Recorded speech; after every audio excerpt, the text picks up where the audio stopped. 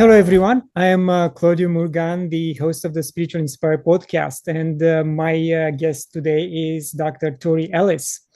Dr. Ellis is a certified life and business coach, author, and entrepreneur.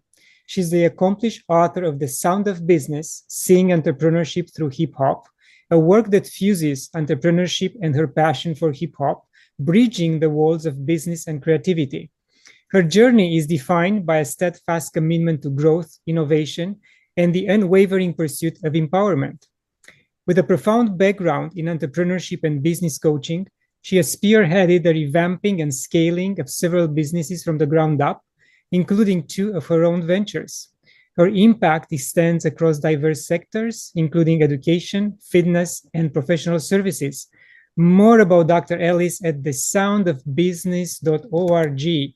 So, Dr. Ellis, thank you very much for joining me today. Thank you for having me. It is truly a pleasure to be here. So, the introduction I read shows a strong business background, something you are passionate about. In previous interviews, I had guests that never gave an interview about the spiritual side of their life and were pleasantly surprised to see how much I was able to pull out of their past, retrieve memories that stir fond emotional patterns. So let's see what our discussion will bring forward this time. Yes, let's dive in. So did you have a spiritual upbringing? I did. So I grew up in a very Christian home. So did that, but then also I went to high school in Catholic school. So I have really familiar with the both. And for some reason, there were certain parts that did not resonate with me, but I was able to really find my own spiritual journey and my own spiritual growth with, finding my own connection and spirituality. My spirituality has grown in that aspect. So, yeah. So fortunately, hopefully, your parents were not part of the church. They're not a pastor or something related to that type of position within the church. Well, my dad was a deacon. So, yes, my dad was a deacon in the church, definitely. And so was my grandfather. So it was definitely a part of our family. We were heavily involved in the church, committed members, but also very active with the youth and the people of the church. So I had aunts who were ushers or aunts who were choir directors. So pretty much our family was moving in that arena in so many different ways. So it definitely played a part of my upbringing. And the reason I mention is because all my previous guests who had a parent as part of a spiritual or religious figure within the church, especially a pastor or a deacon, had some emotional scars because they were forced to not only attend the church, but learn the Bible by heart, apply every single teaching. And to them, some of them didn't make any sense. Some of the teachings didn't make any sense. They're not explained properly. And they carry these emotional scars with them throughout their lives. And they had to slowly release this trauma. So looks like we're quite happy and you didn't go through the same similar experience. Well, definitely my experience was a little bit different. I had voiced very early on that I didn't feel that it was a right fit for me. And I was trying to find my walk of life during that time too. So my parents were pretty much open. They told me, when I started college, then I can be open to exploring those options. And being that I chose to go to an all-girls Catholic school before for high school, I pretty much had opened up my perspective to another religion as well. So I was getting some more information and a lot of the things were just not adding up for me. And that kind of drove my decision furthermore when I went into college. And thankfully, my parents had an open mind when it came to releasing that from me. But they definitely did want me to find a home, as they would find a home for my spirit. And the home for my spirit ended up just being myself. And I didn't have a exact place, but the home was within myself and in my connection. So, yeah. That's great. And did you have any transformational spiritual experiences that you can share with us, either with a younger age or later in life? Most definitely. So I want to say after college, no, well, during college, I started to pretty much struggle with a lot of health issues. And majority of them stem from the womb area. So that fueled a lot of self-worth issues, self-esteem. And as my health progressively started to get worse, depression, anxiety was a major, major part of my walking life. Little on into, I want to say about 23, 24, after I had a couple of surgeries on my uterus, but then end up having a surgery on my back for a car accident, I had to remove all the things that were not serving me anymore at that point. And majority of that too was the medication that they were putting me on. So for pain management, I had ibuprofen 800 and morphine tablets to take twice a day. So I was a walking zombie, very, very cut off from any kind of connection, if you want to say. So I had to really cleanse that out. And going through that process, I want to say, is when I really had to lean on faith. And with that, really awaken to who I was, where I wanted to go, what my purpose was for this walk of life I was in, and where this journey was going to take me. So obviously, health issues played a part of my spiritual journey and definitely growing into more of that. It was a lot of trauma within that space as well, because the medical field, I didn't get the support there. And there was a lot of questioning on my sanity. It wasn't, Yes. yeah, Yeah. it wasn't until, I want to say, we're in 2023. It wasn't until just last year, so 11 years, they finally was able to diagnose me with what I have. But for all those years, because of, not a lot of cases, not a lot of research or information, they couldn't pinpoint it. And majority of the time they would place it on my mental state, or, me not being mentally healthy, me wanting to take these pain meds. And that put a strain on myself too, because they weren't believing the discomfort I was feeling. So that was definitely that awakening point for me. And now I know that my voice was here for either young girls or women who are going through things just like I went through. But then also, showing them that those setbacks does not define them. It depends on what they do moving forward. So now I use my voice to advocate, but then also use my voice to say, hey, you're not in this alone. Like, you do have a support system, you do have a support team, even if it's somebody that you met through the internet, or even if someone that you met over a podcast. We are here and your community is here. And now that's what I do. Personal Yes. development. And indeed, see, the common denominator throughout these interviews is that the medical system is not prepared to treat, accept, acknowledge something which is outside their norms, outside what they learn in school, what they're taught in school. And that's very limited. Their knowledge is limited um, to just the material world. As soon as you take them outside of that realm, they are lost. They don't recognize it, they don't admit it, and they put you on meds, and that's the risk. They will categorize you as crazy, as not being able to handle yourself. They can take control over you, and that's the biggest risk, because they can declare you or take your sanity away completely and put you away on mats. So I, through this podcast also, and through all my other guests, we kind of fight towards the medical, or against the medical system, which has to open up their minds and learn more about these bodies, which are not mechanical, they're biological. They're biological machines, amazing machines. They know how to function by themselves, with a little bit help from us in terms of meditation, proper food, and a little bit of care. And we really have to push back when they are trying to categorize us as crazy, as insane, or you don't know what you are talking about. I've been to school for 12 years and I know better than you. So that's the risk, I think, nowadays we have to be very aware of. And this new generation don't know how to, again, in my opinion, don't know how to stand up for themselves, and they easily give in when someone in a white coat will tell them you are crazy. Hmm. Yes, it's definitely a new generation, new era that we're in. And if we are able to provide those youth with that information, it can definitely change the game on what's happening. And a lot of time it literally is just a matter of having the knowledge. So if they were able to understand, like, ask these questions or be very diligent on checking your chart and see what they're writing down so you even know what's going on in your chart. And you can have your own separate notes. It does help and set apart because now that one opinion, you can be like, hey, this doesn't sound that right. Let me go get a second one.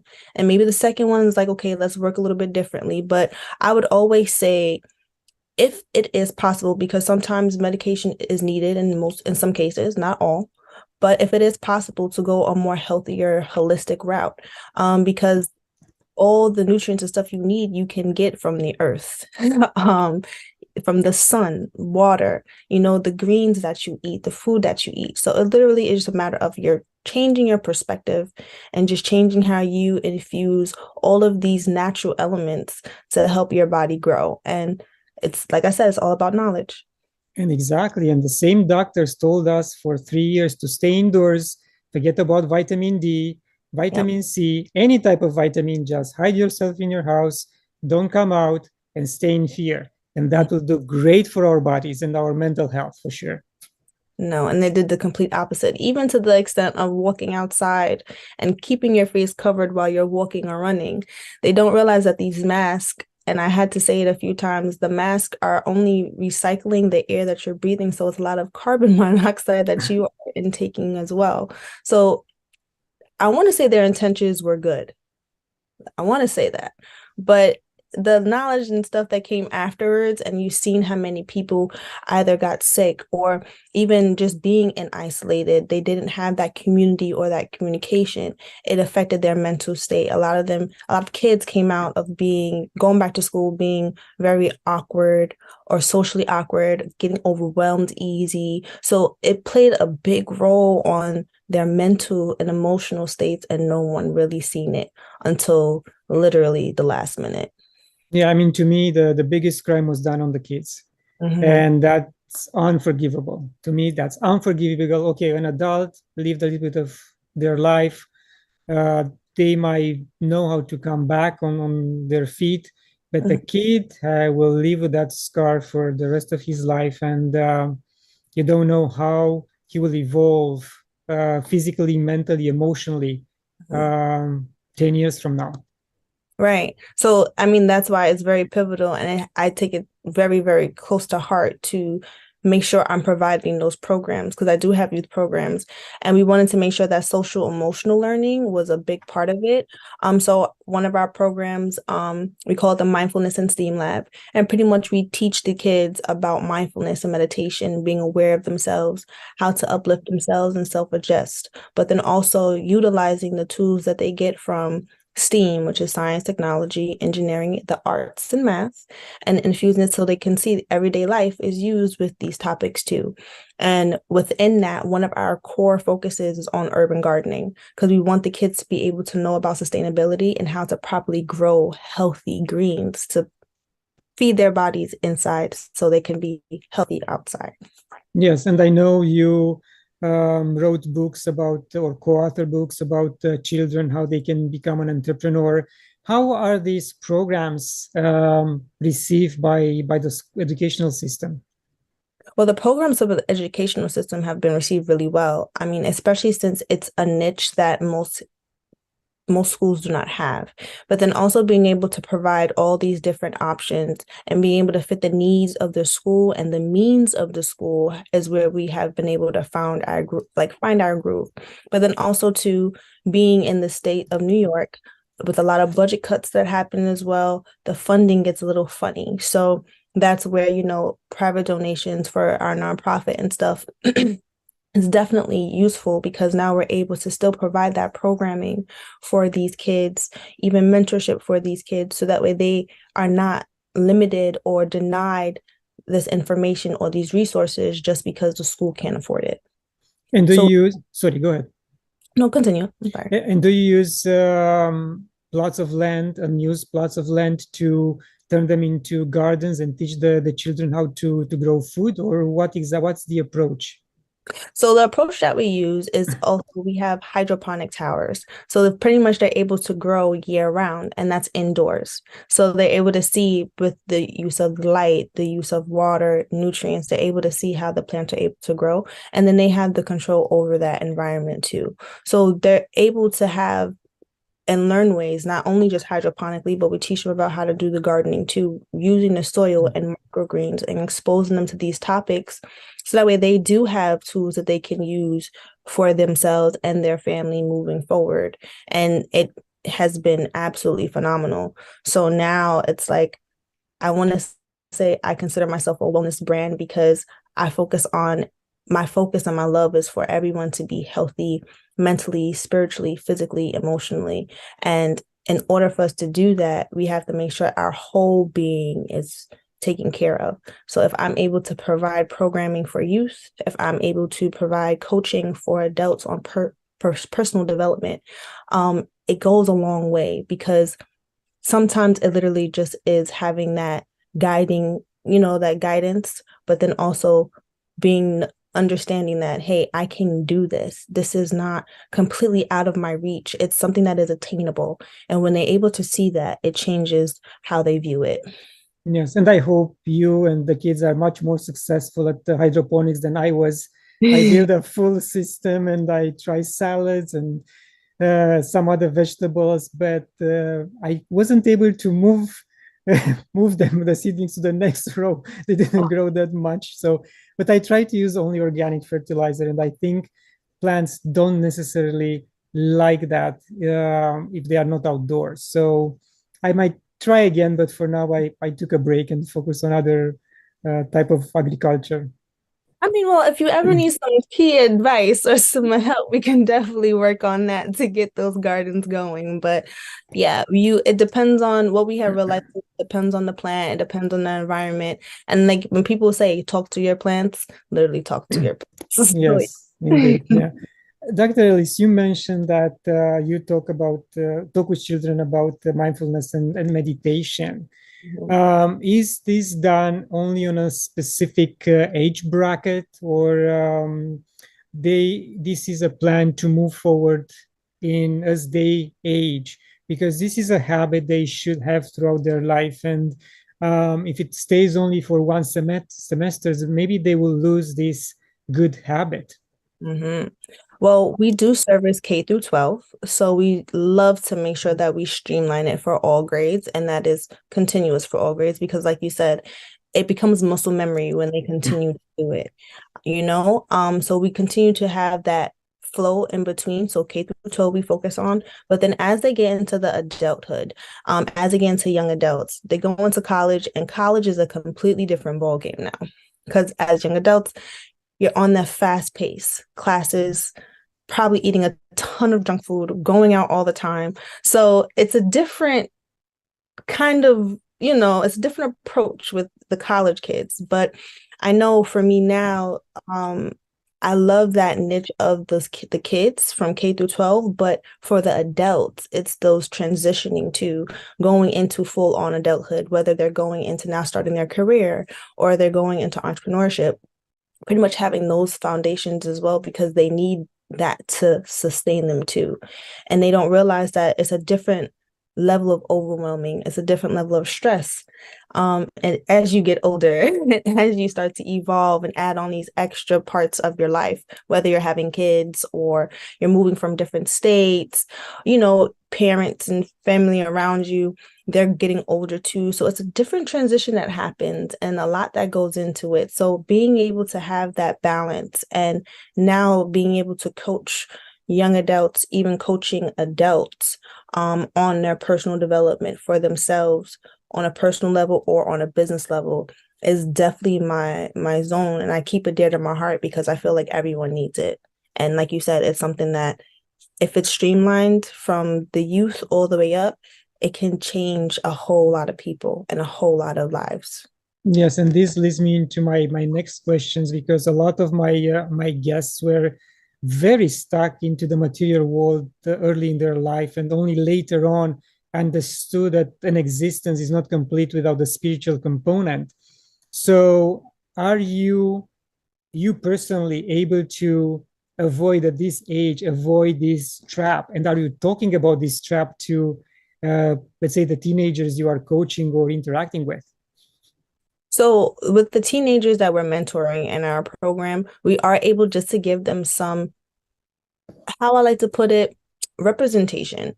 And I want to make sure that they're able to see people who look like them, who have been through things just like them. So they know, like, hey, it's not a one size fits all, but then at the same time, I'm not the only person who has done it.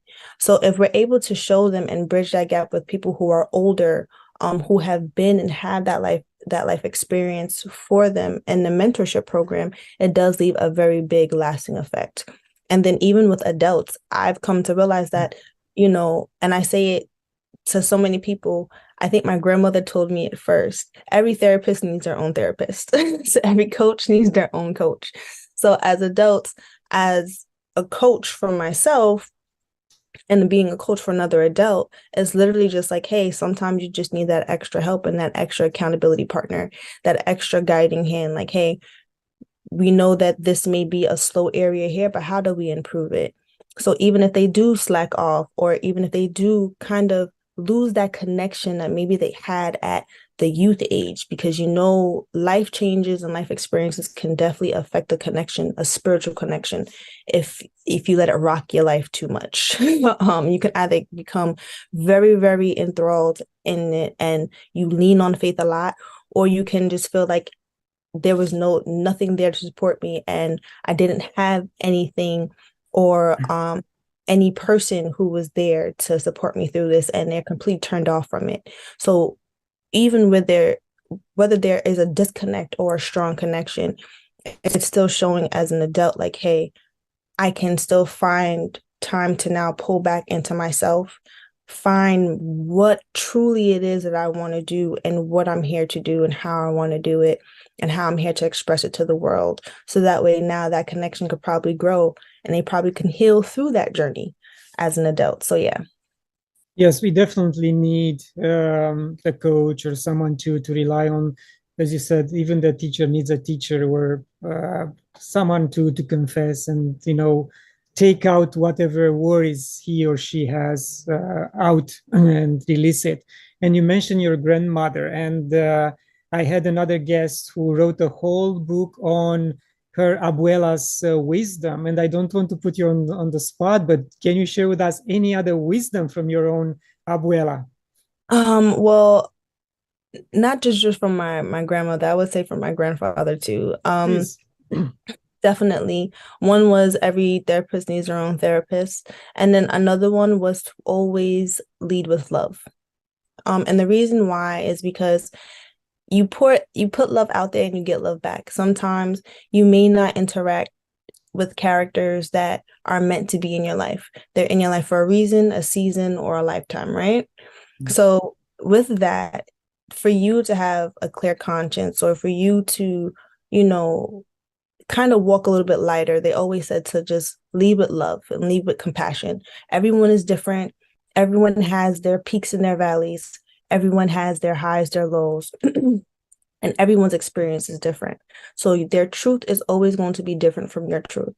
And with that, just being able to acknowledge that their truth is different, respect their truth for what it is. And sometimes that respect is, I agree to disagree. It's totally fine. But it's just letting them know, like, hey, I hear you, I see you, and I'm showing up here. Yes, thank you very much. It's a wise advice. And I think we both did a lot of, I agree to disagree in the last 3 years with a lot of people. Yes. And we still have some kind of relationship, but at least, as you mentioned, we have a clear conscience that it didn't start it from us, and we left the door open or the bridge intact just in case we have to walk it again. Right. Because sometimes every path is not meant to to carry on the same journey. Like some bridges, you may have to cross this bridge over here and I cross over here, but we may end up meeting at the end. You never know. But yeah, definitely leaving that open, but leaving it open with a lot of love because you just want to see people succeed. And ultimately, that's what I want to do. I want to see people succeed. I want to see them grow, and I want to see them be their best self at all times. Beautiful. Dr. Ellis, what is your perception of God, divine source? My perception of it? Okay. Yes. Um, I speak of the Most High, so I do not put a face or a name. I just say the Most High, and if I do, I believe it is both male and female because we are here, you know? I don't just limit it to it. I feel like I believe in um I told someone this the other day, I believe in omnism. The one in all. I can see one in all, whether it is we have a different religion or if we have a different perspective. Literally, we are all walking this earth together. We all are here to create a purpose or here to lead a purpose. And some purposes align with others. You have some who are writers, some who are motivational speakers, some who are here to charge the front line and be warriors. But it's a collective. So with each, everybody is one. So I feel like how I would put it is the Most High, because the Most High was able to create everything and all of these different people and made them uniquely for them. And it's beautiful to see. So that was my perspective on them. Beautiful. Thank you very much for sharing that with us. And because you mentioned authors, let's get into the subject of your book. Why the association between hip hop and business? So that book came out in 2018. It was my first book and it went best-selling. I had to create a capstone class. I had to create a capstone project for my master's, and I took my master's in industrial organizational psychology. So my professor gave us the task of creating a book on what we all learned. And instead of just creating a regular book, I decided to put my passion in it as well because I am a creative at heart. And I love hip hop. I love music. Music is something that can definitely drive me, but it's something that is definitely healing too. So I use the culture of hip hop because you have entrepreneurs, you have machines that are in it, you have people who are brands, and each one plays a different part that you can see that plays out in business. So I use that to create that correlation so people can relate and understand, not at the academic level, but more on the basic communication level of, hey, this is something that I see happen all the time. It's not just because you're a big business that these things are needed. It even happens for those who are entrepreneurs or those who are in the field of hip hop. So that's what I created with that. And my professor read the book and told me I need to publish it.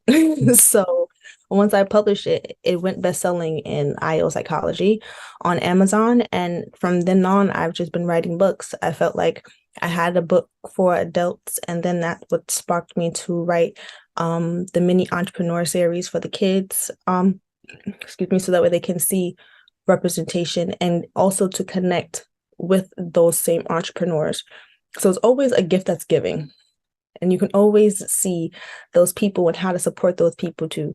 And that has been pretty much my goal this whole time.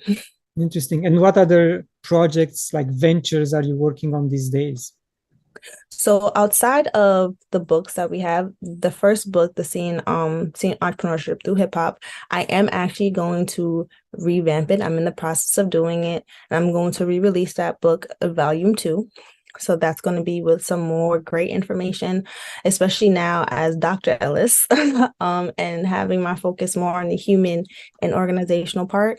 So I may switch up the genre of music, but you're definitely going to get that feel to correlate the two. Outside of that, we have the programs that I'm doing, and then now we have outside of the programs, we also have my coaching, and my coaching is available now too. So I have one-on-one coaching that I do, and it's for transformational coaching. That's what I like to say I am, is a transformational coach for your life or your business. Interesting. So, yes, good luck with these new projects. Thank you. Do you have any role models in both business and spiritual world? Role models, Yes. known role models, or role models like I. Whatever, doesn't have to be a known one. I mean, of course, if you can share with us. Okay, so I would say that a role model that I have definitely had in my life, on a personal level, has been my parents and it has been my brothers because I have seen my parents do the 9 to 5. My father was a consultant. Um, so I have seen that aspect of him as well. So I got the consulting down on that part from him, you know. But then my brothers were entrepreneurs and they did mentorship. So our family was always big in mentorship. So on a personal level, the family as a whole has been role models from my aunts, my grandparents, my uncles. They have been very pivotal in who I am today and why I do what I do today. So those are my role models on a personal level. And on the business, between my parents and my brothers, I've seen my parents do the 9 to 5 and my brothers do the entrepreneurship. And I was able to see that not every lane is meant for everybody and not every lane is easy. So definitely was able to gather a lot of gems, and a lot of knowledge just by observing and seeing what I wouldn't want to do for myself, but then what I may take and alter and tweak to fit for me, because ultimately not everybody's way of doing things may work for Yeah, you. yeah. So yeah. It's good that you keep it close to your chest, and Mhm. you don't have to go miles to ask for advice. You just go 2 steps away and you ask. Right. Right. Dr. Ellis, what would you consider a fulfilled life? For me, a fulfilled life is a life of peace and a life of joy.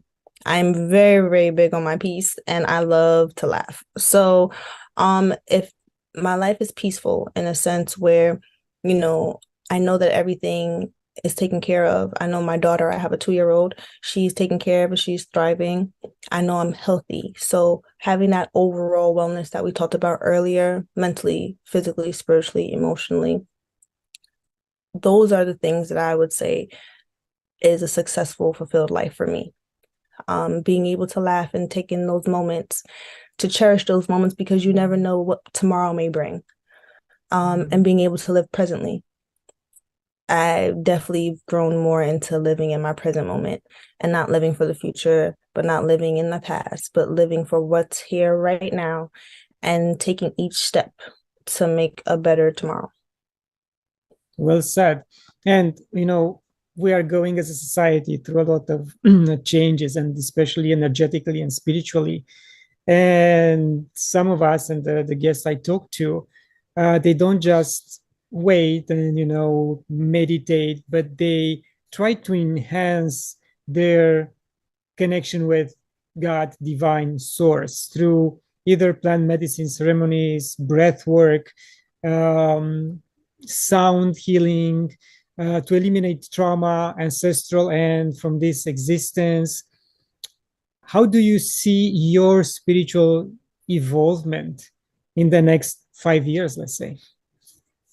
So currently right now I love to do and use binaural beats. I do a lot of breath work, deep meditations, guided meditations.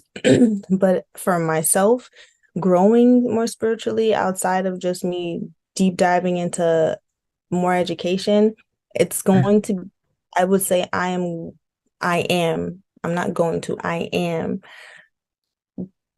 going to get certified as sound healing and doing singing bowls and the drumming because from my lineage, I'm Native American and African American, but with my lineage and having that information of who I was and coming to understand who I am as a person by doing deep dives into my history, my family history.